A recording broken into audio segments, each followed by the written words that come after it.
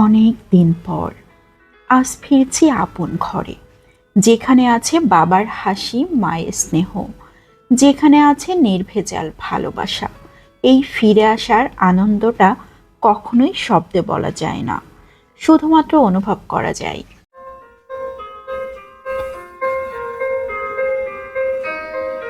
এখন কিন্তু ভোর 5:30। চারিদিকে প্রায় আলো ফুটতে শুরু হয়েছে। অনেক আগেই ঘুম থেকে উঠেছি। উঠেই দেখি প্রচুর বৃষ্টি হচ্ছে। বৃষ্টি দেখে প্রথমে একটু মন খারাপ হলো, কারণ অনেক দিন পর আজকে যাচ্ছি বাবার বাড়িতে। যদিও থাকবো না, আজকেই ফিরে আসব। তারপরও সব মিলিয়ে খুবই ভালো লাগছিল। এখন অবশ্য ভোর 6টা বাজে। আমরা ভোরবেলাতেই বের হয়ে যাচ্ছি। চারিদিকে একদম নিরিবিলি, কেউই ঘুম থেকে ওঠেনি। আমার সকাল বুড়ির মুখটা দেখলেই বোঝা যাচ্ছে ও কোনো মতে ঘুম থেকে উঠেই রেডি হয়েছে। আসলে এত সকালে ঘুম থেকে একদমই উঠতে চায় না, তারপরও আজকে এই যে বেড়াতে যাবে, সেই খুশিতেই কিন্তু উঠে পড়েছে। কতদিন পর আজ আবারও ছুটে যাচ্ছি সেই আপন ঘরের উষ্ণতা, যেখানে নেই কোনো দুঃখ, নেই কোনো ভান, আছে শুধু নিঃস্বার্থ ভালোবাসা। আমরা তো গাড়িতে উঠে পড়েছি, এখনই রওনা দিয়ে দিব। সব মিলিয়ে আমরা আজকেই ফিরে আসব ইনশাআল্লাহ। তবে আজকে আমাদের গন্তব্য যে শুধু বাবার বাড়ি সেটা না, আমরা আজকে শ্বশুর বাড়িতেও যাব। তার মানে বাবার বাড়ি শ্বশুর বাড়ি দুই জায়গাতেই ঘুরব। এই জন্য ভোরবেলাতেই বের হয়েছি, যাতে দুই জায়গায় খুব ভালো মতো ঘুরে আবারও ফিরে আসতে পারি। এত বেশি ব্যস্ততা চারিদিকে ঘিরে ধরেছে যে একদিন দুই দিন বাবার বাড়ি কিংবা শ্বশুর বাড়িতে গিয়ে থাকবো, সেই সময়ও আর হয়ে ওঠে না। তারপরও আলহামদুলিল্লাহ সব মিলিয়ে অনেক ভালো আছি।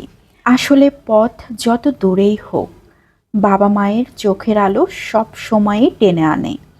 আর সেই টানেই ফিরছি শৈশবের উঠোনে, যেখানে হৃদয়ের সব ক্লান্তি গলে যায়। যেদিন থেকে মা হয়েছি, সেদিন থেকে বাবা মায়ের মর্মটা আরো ভালোভাবে বুঝতে শিখেছি কত নিঃস্বার্থ ভালোবাসা। আসলে একজন বাবা মাই পারে তার সন্তানের জন্য সব কিছুই করতে। এই যে আমরা যেমন বাবা মা হয়েছি, আমাদের সন্তানদের জন্য আমরা কিন্তু চাইলেও অনেক কিছুই করতে পারি না। আমরা কথা বলতে বলতে রাজারহাটে পৌঁছে গিয়েছি। আর রাজারহাটে আসলে আমাদের নামতেই হবে, রাস্তার ধারের এই খাবারগুলো খেতেই হবে। এত ভালো লাগে কেন জানি না। আমাদের প্রথম গন্তব্যস্থল হচ্ছে বাবার বাড়ি। মা কত কিছু রান্না করে আমাদের জন্য অপেক্ষা করছে, অথচ আমরা এখানে নাস্তা করছি। আজকে খাওয়া দাওয়ার কোনো হিসাবই হবে না, যেখানে যাব সেখানেই খেতে থাকবো। আমরা 4 জনের 3 জন এখানে নাস্তা করছি। একজন এই খাবারগুলো খাবেই না, এই জন্য সে গাড়ি থেকে নামেইনি। খাওয়া দাওয়া মানুষের জীবনে এক বিশেষ ধরনের আনন্দ ও পরিতৃপ্তি এনে দেয়, যা অন্য অনেক আনন্দকে ছাড়িয়ে যায়। খাবার শুধু জীবিকা নয়, এটি সংস্কৃতি ও ঐতিহ্যের একটি গুরুত্বপূর্ণ অংশ, যা বিভিন্ন অঞ্চলের রন্ধনশৈলী এবং ঐতিহ্যকে তুলে ধরে।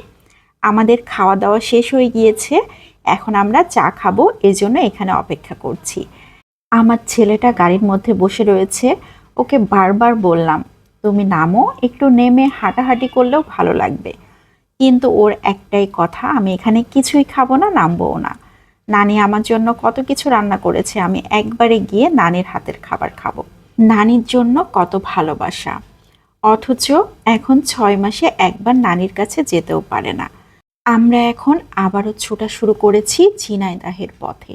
আমাদের পৌঁছাতে এখনো প্রায় 1.5 ঘন্টার মতো লাগবে। যদিও ভোরবেলা রাস্তাঘাটে গাড়ি ঘোড়া অনেক কম, এই জন্য একটু দ্রুত যাওয়া যাচ্ছে। আমরা কিন্তু কথা বলতে বলতে ঝিনাইদহের ভেতরে ঢুকে গিয়েছি। আর কিছুক্ষণ, এরপরে আমাদের বাড়ির সামনে। এই যে আমাদের বাড়ির সামনে চলেও এসেছি। কত চিরচেনা জায়গা, অথচ এখন দেখে মনে হচ্ছে কত অচেনা। একদম রাস্তার ধারে আমাদের বাড়ি।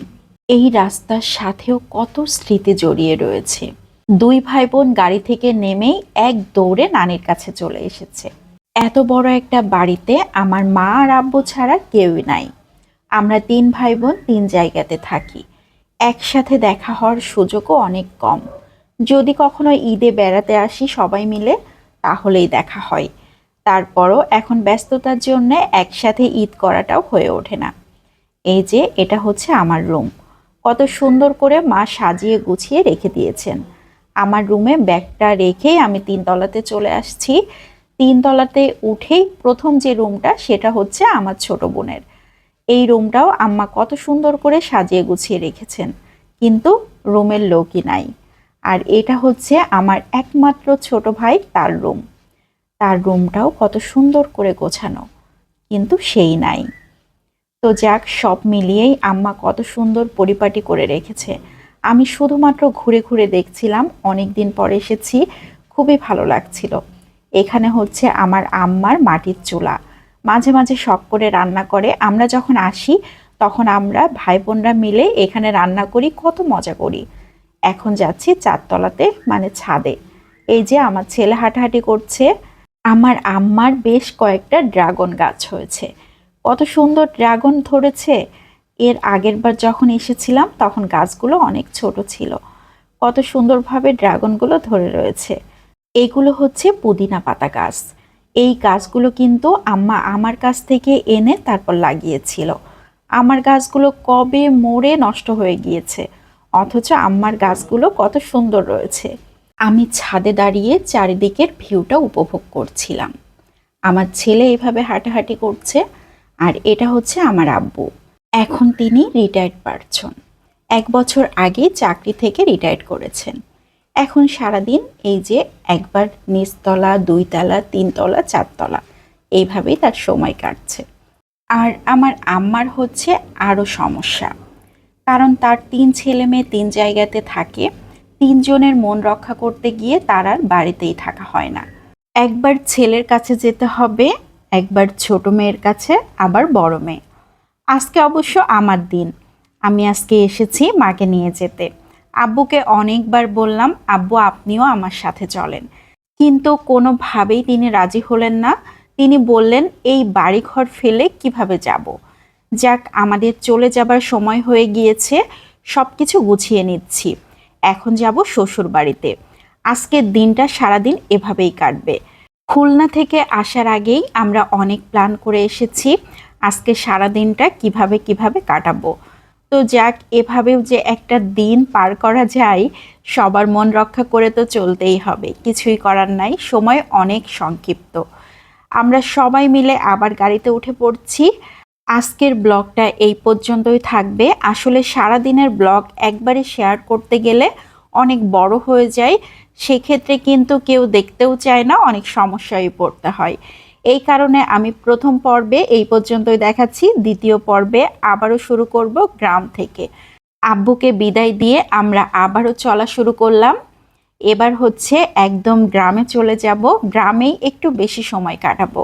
আমাদের পরবর্তী ব্লগে অবশ্যই দেখাবো গ্রামের পরিবেশটা। তো সেই পর্যন্ত সবাই ভালো থাকবেন, সুস্থ থাকবেন, আমাদের জন্য দোয়া করবেন। আবারও দেখা হবে ইনশাল্লাহ। আসসালামু আলাইকুম, বাই বাই।